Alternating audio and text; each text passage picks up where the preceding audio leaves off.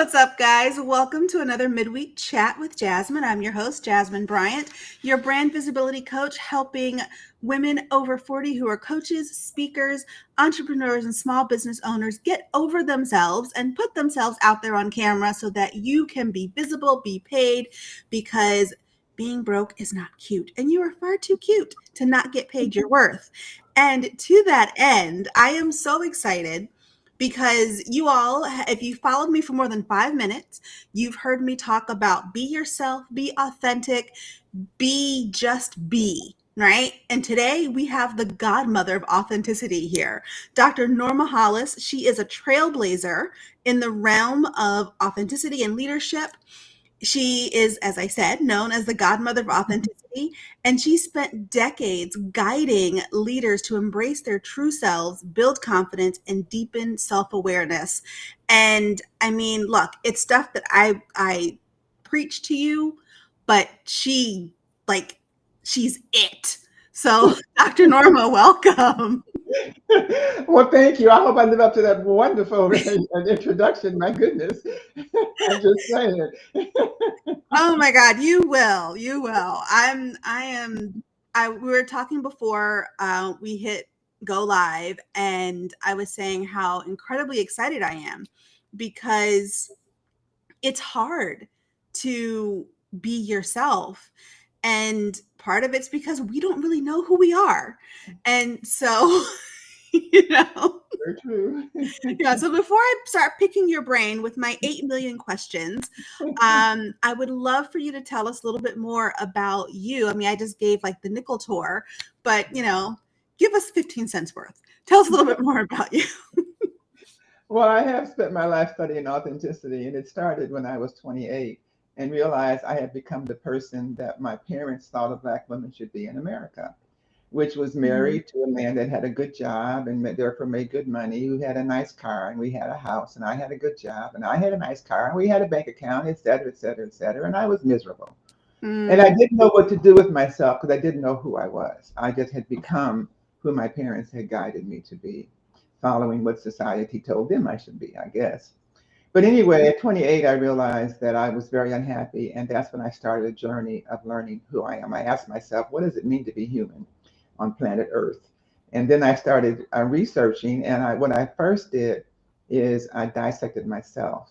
And I found several energies living within me, and actually nine of them. And I gave them each the name of an animal.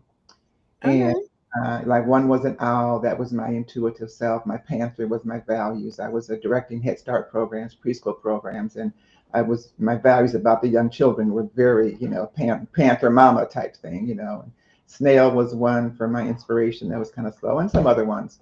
And that was based on studying numerology, astrology, astronomy, Sigmund Freud, Jung, a whole bunch of stuff. Ma'at from ancient Egypt, a whole bunch of stuff. And so I configured these nine energies into a pattern kind of consistent with Freud's superego, ego, and id. But I called it think, communicate, and do. And then I spent the next 30 years researching the energies that I found, trying to identify them and find the likenesses in them.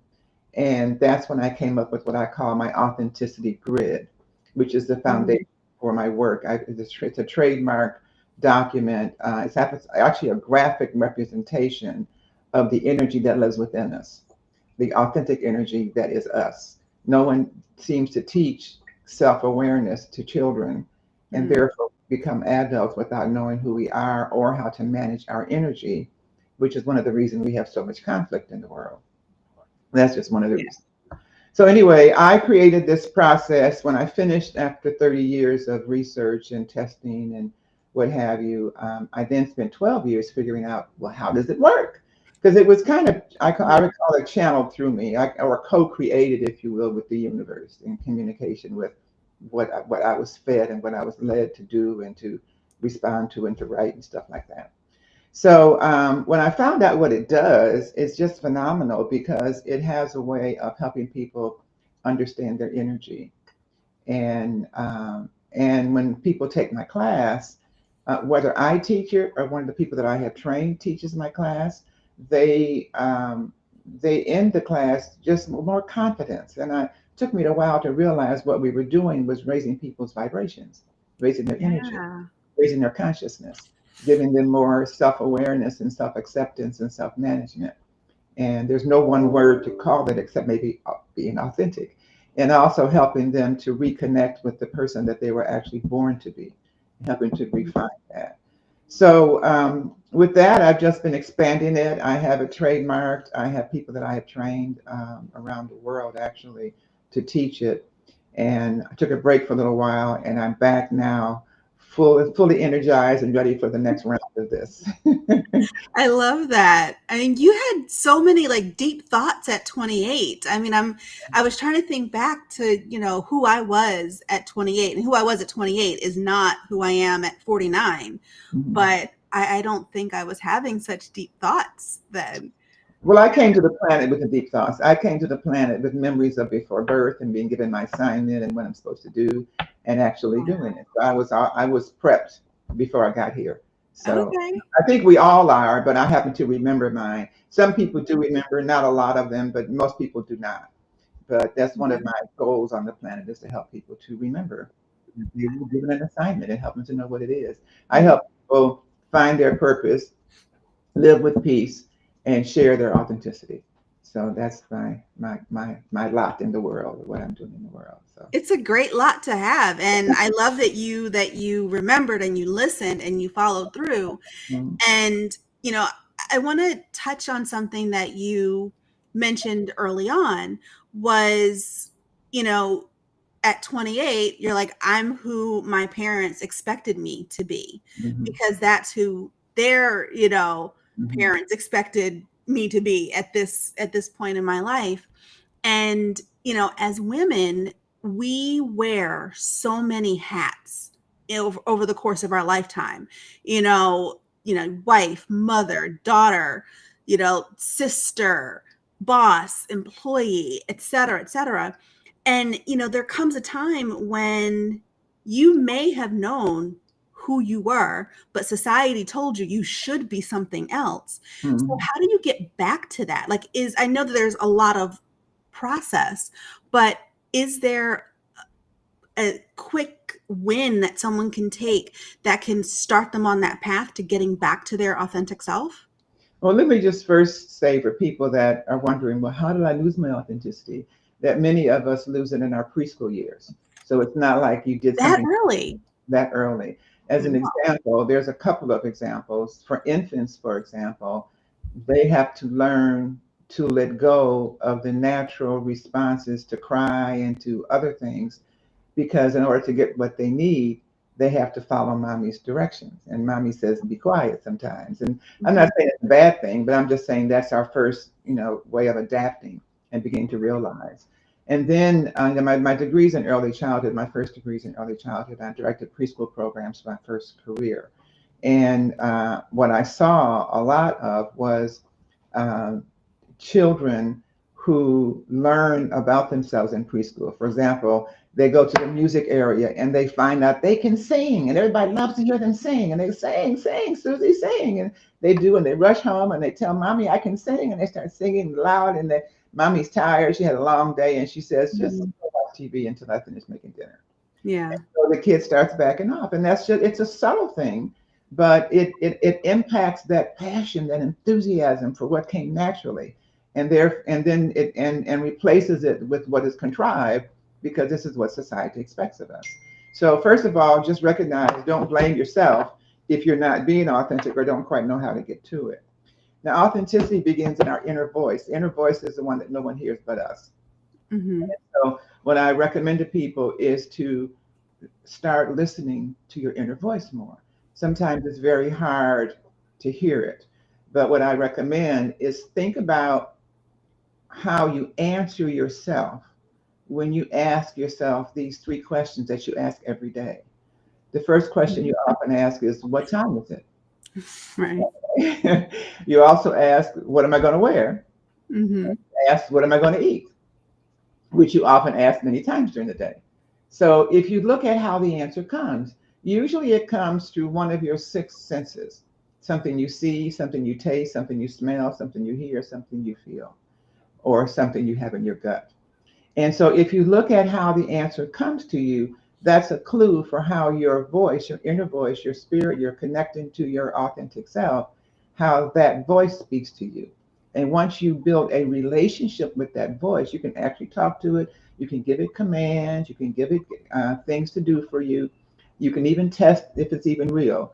And then you know how your communication channels work, and then you can work on improving those communication channels, because authenticity starts with your inner voice, and being able to make that communication is important. Okay. So we need to actually just really focus in on what we're telling ourselves, Yes, what we're yes, hearing. yes, because we all talk to ourselves. We have talk, self-talk, Hmm. and self-response. I remember once I was giving a presentation, and afterwards, I remembered to write down everything I said to myself when I was doing that presentation. When I got to my room that night, I had written down about 30 things. 29 of them were negative. You should have Mm, this, should have that. Why didn't you this? You didn't do this, yada, yada. And so when I saw that I was speaking to myself so negatively, I wrote each phrase, I turned it around to write it in a positive way. mhm. Since then, I have been watching my words and how I talk to myself, because I'm not dumb and stupid, I really got a little bit of sense. So I tell myself that instead. And so the stories we tell ourselves has a lot to do with who we become in the world and how we feel about ourselves.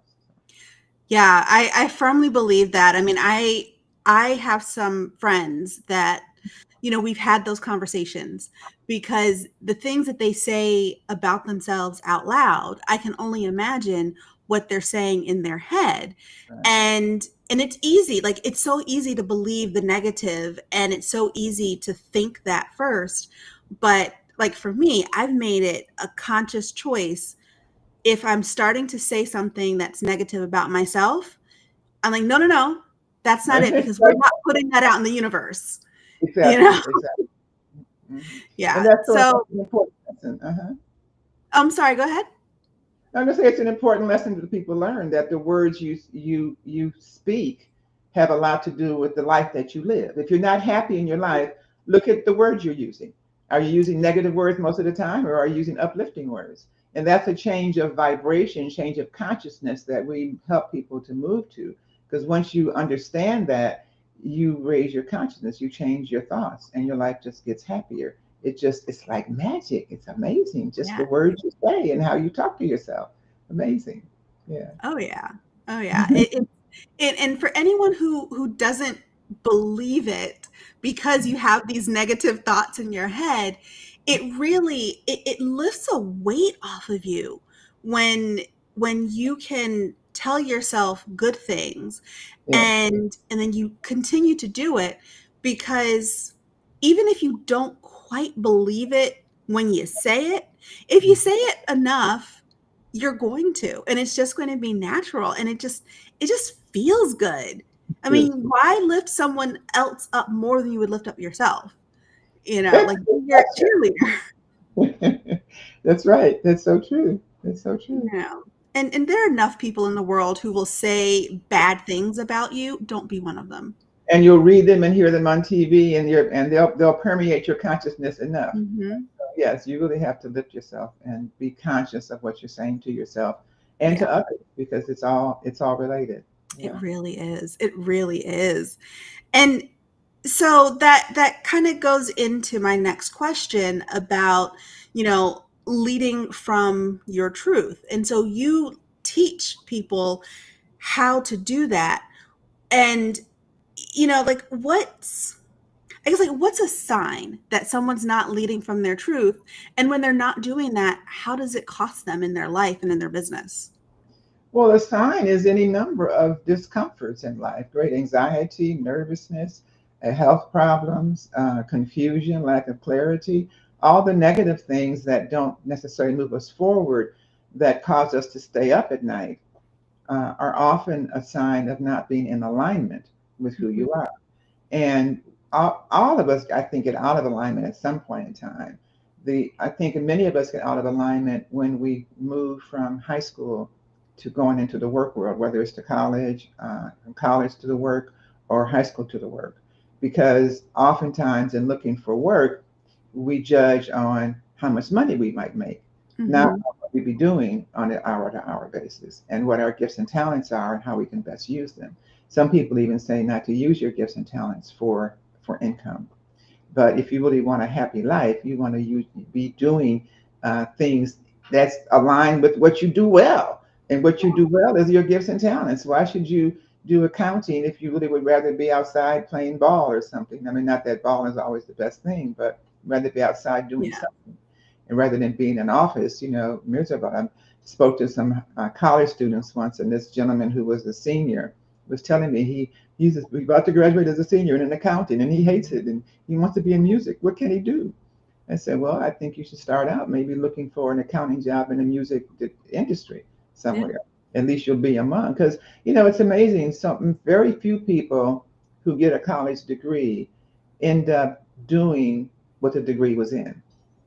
They may use it in some ways, but it may not be specifically, because my degree is in child and family life sciences. So I started out, that was so I could teach, which I did not want to do. And so I decided to teach adults instead as a speaker and training. Mm-hmm. But I use what I learned then to understand how to teach better because I understand human beings better. So it Yeah. was that value. And college also gives you the value of being able to organize and study and some of the other traits that are important to do in life because critical thinking is not generally taught in the first 12 years of school. Whew. And I look, I've worked with people who are well past that and still cannot critically think. Well, I was surprised recently when I read that 69% of the population don't want to think. Just No. want to be told what to do. And that just is amazing for me because the thing that God gave us is free will. So Yeah. why would you give up your free will to have someone else tell you what to do for their benefit? That's what people did now in America and all the challenges that we're seeing. They gave up their free will without using it adequately. And then when you do that, you have all kind of consequences that are not always keeping you in the best frame of mind. Yeah. So Yeah. yeah. Yes, that could be a discussion for another day. For Um, several days. but I love that you talk about, not being afraid to make money off of gifts and your talents, because that's one of the things that I see so much when working with women business owners. They're afraid to charge money for what they do because they're like, but it's a gift and I want to, I should give it away. No, you don't have to give it away. Like, you need to get paid for what you My do. question was, why do you think you received the gift? Right. Gift is is something for you to enjoy, to make your life better. So Yeah. why wouldn't you do it? You have to earn income. Why wouldn't you connect the two? You make income for a long time. Yeah. I mean, why, as you say, why work as an accountant when it makes you miserable when you can use your gift of, helping others, whatever that is, and then make money doing that?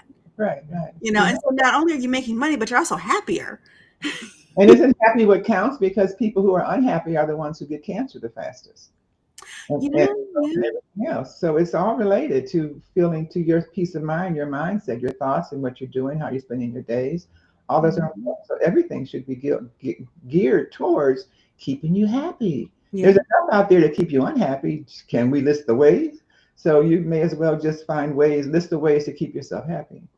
Yeah. I am a firm believer in doing what makes you happy, doing what brings you joy, and finding peace in your life because, health is wealth.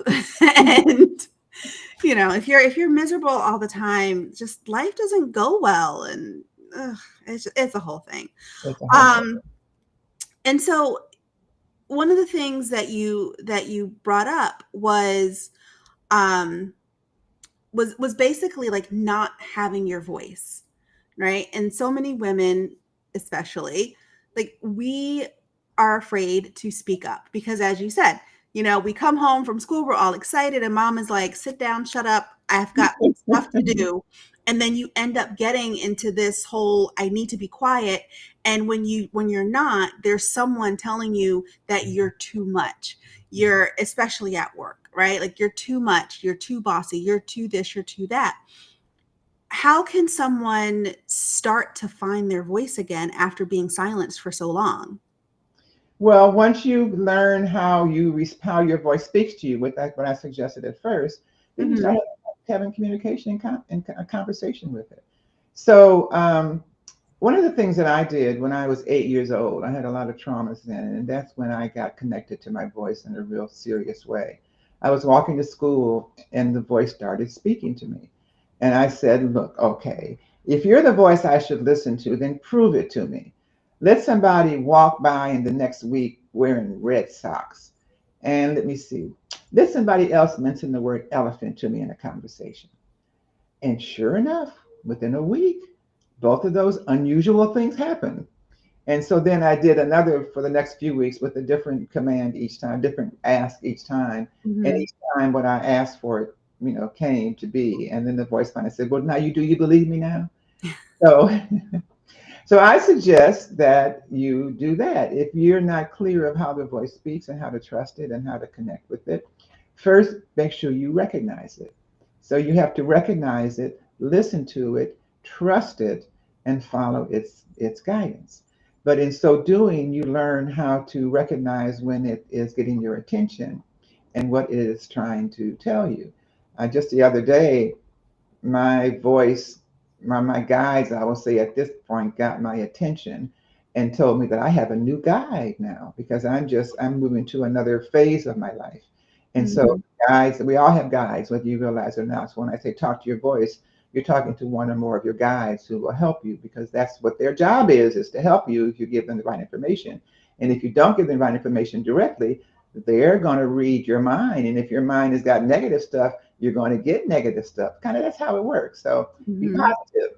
So just doing that makes a difference in your life considerably and will change you and connect you to that voice and help you to trust it. Feel free to give it commands and ask it to respond to you, but just don't expect it to be instantaneous. If Mm-hmm. you call one of your friends and ask for something, it's not going to be instantaneous. They have to set it up. You have to give them time for that. And once you do, then you look for the results. Because chances are they want to be asked. So they would probably be delighted to show you give you what you're asking for in reason. And so that's kind of what you do when you pray, in a sense. It's a similar thing because it's something that you can't see. They call that the fourth dimension when you can't see it, but you can believe it.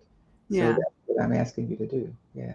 Okay. So you guys out there, when you do it, pop in the comments, how it went for you. Because I'm interested to know. Um, we just have a couple minutes left.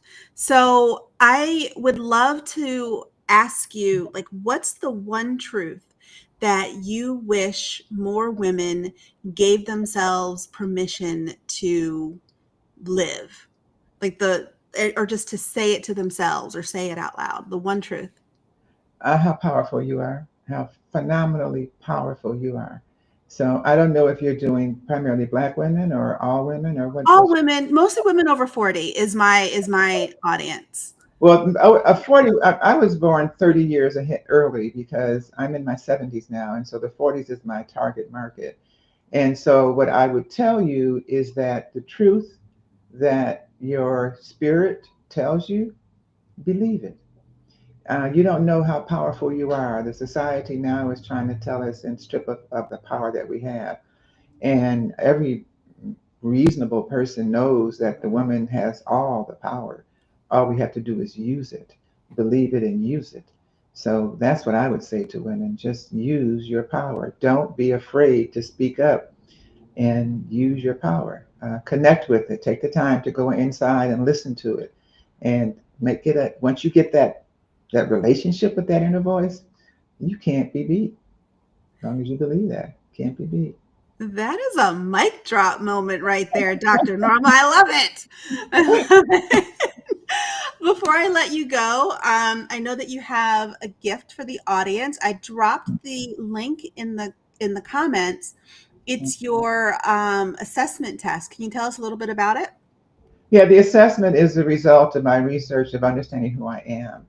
And when you take these 9 questions, it will help you understand yourself a little better too. And then you will start receiving information from me to tell you how you can go deeper. But I want to just take a second here, a couple seconds, and Mhm. reach out to coaches and speakers who resonate with the things that I have been saying, because I'm currently actively recruiting speakers and coaches to join my team. So I would invite you, if this resonates at all with you, or you're looking for a team, you want to make a difference in the world, and you want to be with a network that's doing that. I'm having several opportunities. I explain them in my information call, which is every second and fourth Wednesday. So what I would ask you to do, if you're interested in that, just send an email to info@normahollis.com. Info@normahollis.com. And my virtual assistant, Jane, will send you, tell her, please send the link for the information call. Just ask for the link for the information call and she will send it to you. So Okay. I know this is live, and so next week, Wednesday, is when we have our next call. So if you're interested and the class starts, I'm going to accelerate your growth through my program at half price. So if Okay. you're interested at all, please join us next Wednesday. So reach out to info@normalhollis.com and ask for the link. Okay. I just put that in the comments as well.